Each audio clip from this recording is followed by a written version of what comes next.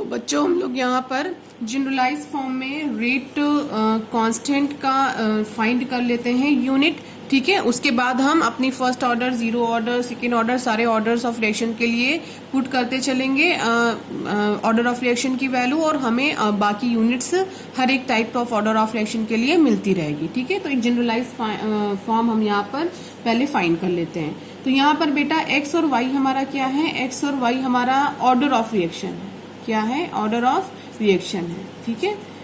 क्योंकि आपने प्रीवियस में मैंने आपको यहाँ तक एक्सप्लेन कर दिया था, ये बता दिया था कि ये रेट कांस्टेंट है और रेट कांस्टेंट का ही हम यूनिट फाइंड करने जा रहे हैं। ये मैंने आपको प्रीवियस पार्ट 8 में एक्चुअली बता दिया था, ठीक है। तो एक्स और वाई यहाँ पर क्या है, हमारा ऑर्डर ऑफ रिएक्शन है, और ऑर्डर ऑफ रिएक्शन को हम रिप्रेजेंट करते हैं स्मॉल एन से, ठीक है। इतना क्लियर हो गया।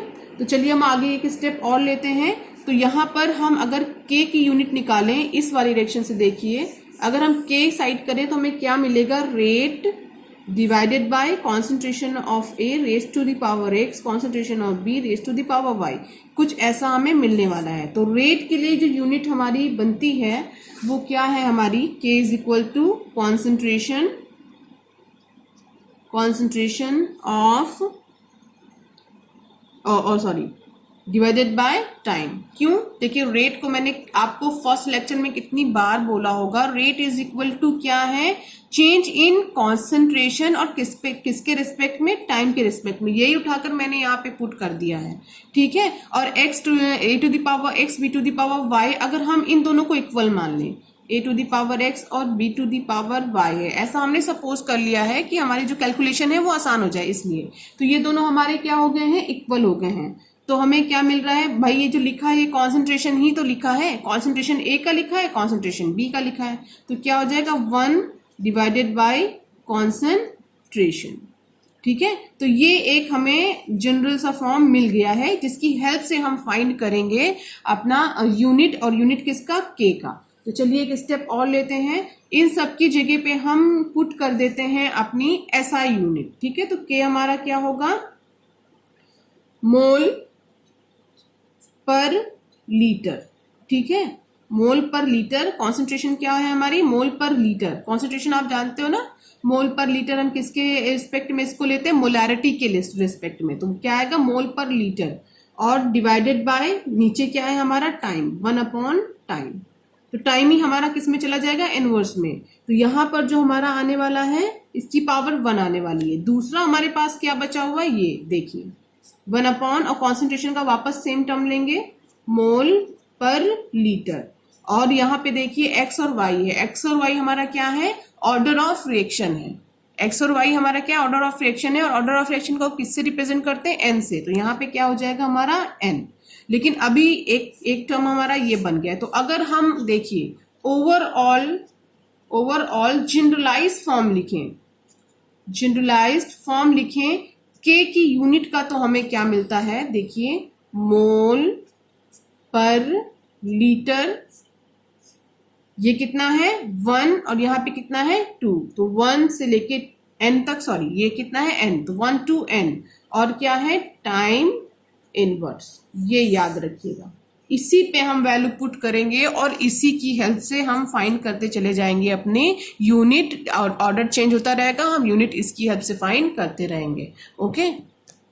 तो यूनिट फाइंड करने के केस में एक जनरलाइज फॉर्म मैंने आपको बताया है, उस जनरलाइज फॉर्म को मैं यहाँ पे लिख दे रही हूँ, K is equal to mole litre 1 से n, और टाइम हमारा क्या है, इनवर्स, ओके, टाइम इनवर्स, ठीक है।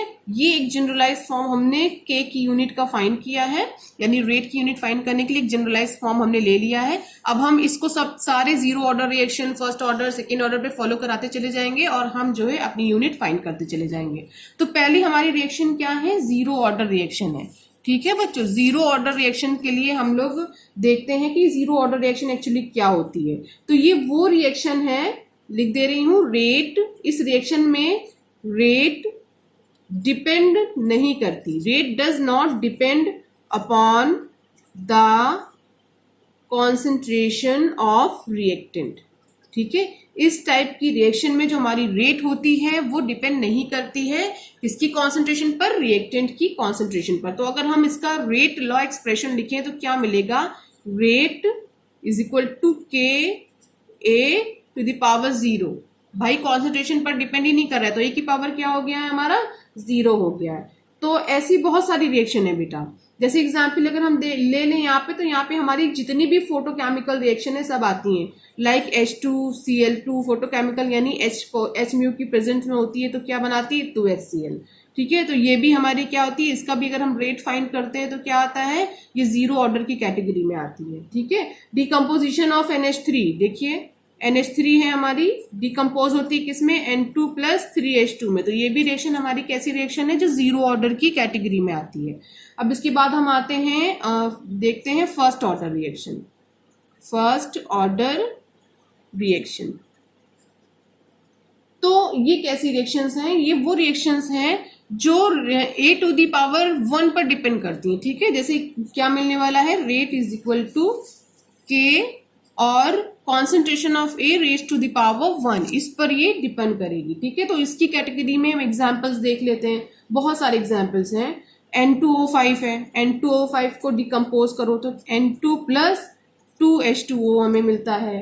ठीक है, और H2O2 को डिकम्पोज करो, H2O2 में क्या देगा, H2O प्लस 1/2O2 है ना। जैसे हमारा C2H5Cl है, ठीक है, तो क्या बन जाएगा C2H4 प्लस HCl। तो ये सारी रिएक्शन हमारी किस कैटेगरी में आती है, फर्स्ट ऑर्डर की कैटेगरी में आती है। तो आपको मेन चीज यहाँ पे याद क्या रखनी है, याद क्या रखनी है कि यहाँ पर जो ऑर्डर ऑफ रिएक्शन यानी n हमारा कितना है, 0 है। यहाँ पे n हमारा कितना है, देखिए 1 है। इन्हीं सब की हेल्प से तो हम k की यूनिट फाइंड करेंगे। ठीक है, अगर हम देख लें, चलिए एक स्टेप और ले लेते हैं, सेकेंड ऑर्डर रिएक्शन के लिए भी देख लेते हैं। Second order reaction, second order reaction में जो हमारा रेट एक्सप्रेशन मिलेगा वो कैसा मिलेगा, रेट इज इक्वल टू, अब आप समझ गए होंगे, a टू द पावर 2। तो यहाँ पे n की वैल्यू हमें कितनी मिल जाएगी, 2 मिल जाएगी। सेकेंड ऑर्डर के रिएक्शन के हमारे एग्जाम्पल हैं, लाइक हमारे पास 2NO2 है और इसको हम डिकम्पोज करें तो क्या मिलेगा, 2NO प्लस O2 मिलेगा। ठीक है, लाइक हमारा H2 और I2 है, ये हमें क्या देगा, 2HI देगा। तो ये सब एग्जाम्पल किसके हैं, सेकेंड ऑर्डर रिएक्शन के हैं। इस तरह आप थर्ड ऑर्डर रिएक्शन में भी आ सकते हैं। ठीक है, थर्ड ऑर्डर रिएक्शन में क्या होगा ये भी बता दे रही हूं, थर्ड ऑर्डर रिएक्शन। ठीक है, तो थर्ड ऑर्डर रिएक्शन में बेटा रेट एक्सप्रेशन कैसे आएगा, k a to the power 2 b, A की कितने हम ले रहे हैं, 2 मोल्स ले रहे हैं, और बी की कितने मोल्स है, केवल 1 मोल्स है। इस पे हमारी रेट ऑफ रिएक्शन डिपेंड कर रही है। ठीक है, तो ये हमारी थर्ड ऑर्डर रिएक्शन थी। और थर्ड ऑर्डर रिएक्शन के लिए कुछ एग्जांपल्स हम देख लें। यहाँ पर n देखिए कितना आएगा, 3 आएगा। ठीक है, तो चलिए हम देखते हैं यहाँ पर क्या मिलेगा हमें एग्जाम्पल्स। सपोज ये देखिए, एक ये है बहुत कॉमन एग्जाम्पल, Cl2 2NOCl यहाँ पर है। दूसरा एग्जाम्पल हमारा 2NO plus Br2 is equal to 2NO Br। ठीक है, ये कुछ एग्जाम्पल्स भी हैं, एग्जाम्पल्स भी कभी कभी पूछ लिए जाते हैं। ठीक है बच्चों, अब हम यूनिट की तरफ आते हैं।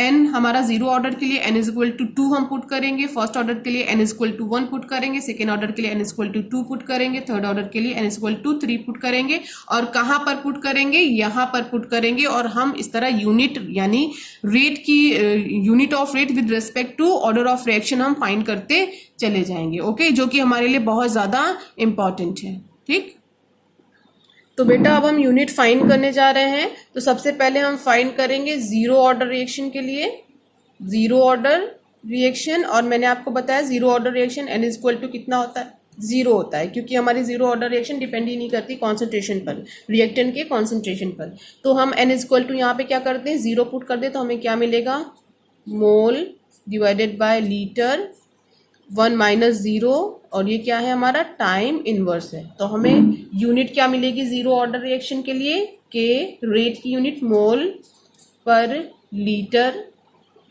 और क्या होगा टाइम इनवर्स। ओके, अब हम आते हैं फर्स्ट ऑर्डर रिएक्शन के लिए। देखिए ये सेकेंड है हमारा first order reaction, first order reaction. First order reaction के लिए n क्या होता है हमारा, 1 होता है। तो चलिए देखते हैं, पुट करते हैं यहाँ पे। तो k is equal to mole litre, यहाँ पे क्या होगा 1 माइनस 1 टाइम इनवर्स। तो 1 माइनस 1 इज इक्वल टू कितना हो जाएगा 0। तो ये पूरी हमारी स्पीसी क्या हो जाएगी 0। तो के हमारा क्या आ जाएगा टाइम इनवर्स। सबसे इंपॉर्टेंट यही है, बहुत पूछा जाता है, ठीक है। इसके बाद हम आते हैं थर्ड सेकेंड ऑर्डर के लिए। थर्ड ऑर्डर आपका होमवर्क होगा, ठीक है। सेकेंड ऑर्डर के लिए बता दे रही हूं, is equal to N is equal to कितना हो जाएगा हमारा 2 हो जाएगा। तो के हमारा क्या हो जाएगा मोल पर लीटर। तो 1 माइनस 2 और ये क्या है टाइम इनवर्स। तो यहाँ पे देखिए क्या बनेगा हमारा के is equal to mole per litre to the power -1 time inverse. Okay, ये हमारा सेकेंड है और थर्ड आपका होमवर्क है, ठीक है स्टूडेंट। तो आप ये जान लीजिए ये यूनिट्स जो अभी आपने फाइंड करी है ये 1 मार्क्स में पूछी जाती है। 0 ऑर्डर के लिए भी पूछी जाती है, फर्स्ट ऑर्डर की सबसे ज्यादा इंपॉर्टेंट है और सेकेंड ऑर्डर की उससे भी ज्यादा इंपॉर्टेंट है, ठीक है।